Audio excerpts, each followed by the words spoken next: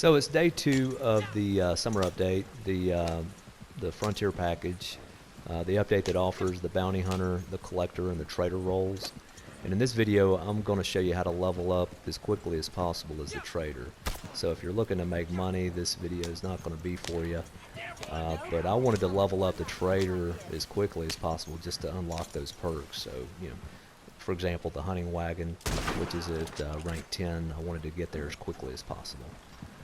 So anyways, I played pretty much all day yesterday into the night, and by the end of the day I was at rank 10, and I learned a lot along the way. So this video I'm going to kind of highlight some of the tips, so hopefully you guys are able to level up a lot quicker than I was able to.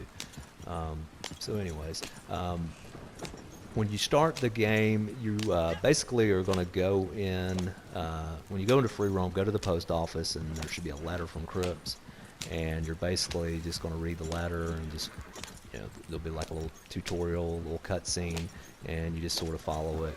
You'll purchase a little butcher's bench, and it starts your business, and then you'll just have to ride back to camp. And once you get to camp, you'll just locate your butcher stable. So this is your butcher's bench. Once you go in to interact with it, as you can see, there's 3 categories. There's materials, production, and goods. And what I'm going to do is I'm just going to kind of break down each section and just kind of give you some tips and share what I learned. So in this first clip, I'm going to cover materials, and materials are just anything that you can donate to Crips. So you can donate carcasses and animal parts. You can't donate consumables such as venison or big game meat.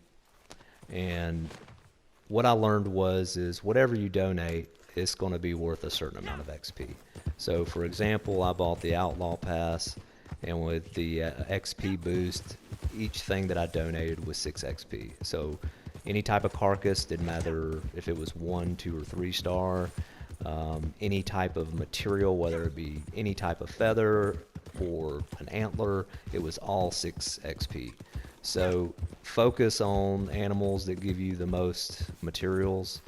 I didn't donate carcasses after I figured this out, because most of the time if you skin any type of animal, it will yield you 2 animal parts. So just keep that in mind. The other thing I wanted to show you, you'll see as I'm coming into camp, I have, I believe, a possum on the right side, which is intact. You'll see that I can donate it, but on the left side, there is an owl that I accidentally plucked. So when I go up to Crips, I will not be able to donate that. So any animal that you skin or bird that you pluck, he won't accept it. He'll accept the materials that came from it.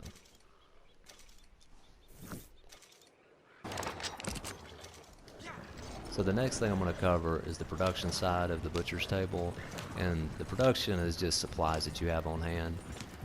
So you have to have materials and you have to have supplies to make the goods. And just so you know, the materials or the supplies, it will notify you whenever you run out. So anyways, when you see that your supplies have run out, you're just going to come back to camp, and you have 2 options. You can either purchase supplies for $20, and it usually takes a few minutes before they arrive at your camp and production starts back, or you can run a resupply mission, and this is the option that I would recommend. I would just run the resupply mission, because you get 2 things when you run those. Not only do you get animal materials that goes towards your donation side, but you'll also get trader XP, which will level you up quicker. So I always recommend running the mission over buying the supplies. So the last thing I wanted to talk about is the goods section of the butcher's table, and that's your deliveries.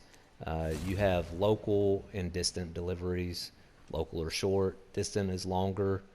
I'm just finishing up a local delivery, and as you can see, once you complete this, you're going to get 250 trader XP. And the reason why I do these are because you can complete them a lot faster.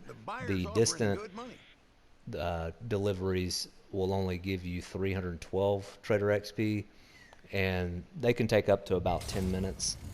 As you can see, I'm about to start a distant, and I've got to go to Bacchus Station. And here in a second, I'm going to pull up my map so you can see sort of where my camp is.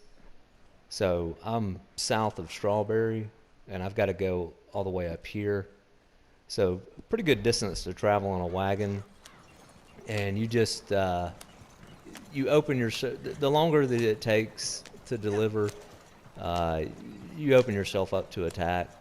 So not only is it just more efficient as far as the amount of XP you're getting, but it's less risk. And and here in a minute, you're going to see sort of another difference between the two types of missions. But until I get to this point, I was just going to mention that if you are in an area where pretty much everybody's friendly, nobody's attacking you, or there's just nobody around you, you can actually hunt animals when you do these missions. And so you could kill an animal and skin it, whistle on your horse, and you could throw the pelt on the horse. And once you complete the mission and you spawn back in, the pelt will still be on the horse. I never had any of the materials despawn, so that's another thing to keep in mind, because you want to just keep delivering as much as possible because of the amount of XP that you get towards the trader roll. So this is, of course, is the longer delivery. So here in a minute, you're going to see a notification pop up. Basically, I can be attacked by rival players. And I've only noticed this on the longer deliveries. The shorter deliveries, I never got this notification, but right there, rival players can attack me. The shorter missions, I lucked up. I never was attacked. The longer missions, I only did 2 of them, and I was attacked one time, and it was after that notification came up. So I'm assuming that the player was able to see that I was making a delivery, and so they can, I guess, sort of track you on the compass or the map and get to you. So that's another big reason, is it's just less risk with the shorter missions. The sort of the last thing that I wanted to mention is just deliver just as many deliveries as you can. I wouldn't worry about like how many goods you're delivering. I mean, all that affects is the amount of money that you're collecting after the delivery. It doesn't matter if you deliver 1, 5, or 25. You're always going to get the same amount of trader XP. And so that's what we're trying to do, is just level up that trader roll as fast as we can. So not really concerned about the money. And so what I would do is I would go to my camp and I would deliver, whatever I could deliver, I would deliver. So it might be 1 or 2 goods. I would make the delivery, and as soon as it completed, I would just ride back to camp as fast as I could, and I would try to start up another delivery. And the only reason that I wouldn't start up another delivery is if production halted. So I might need to go out and hunt more to get more animal materials, or I might have to do a supply run. So that's sort of something to keep in mind as you're delivering, is if you see some animals that you can take advantage of, kill them, skin them, and get the materials, then it'll save you a little bit of time, because once you get back to camp, you can just donate and just keep the production going. So this was just sort of what I found to be more efficient as I played through day 1. I was able to level up a little bit faster, so hopefully this will save you guys some time. And thanks for watching the video.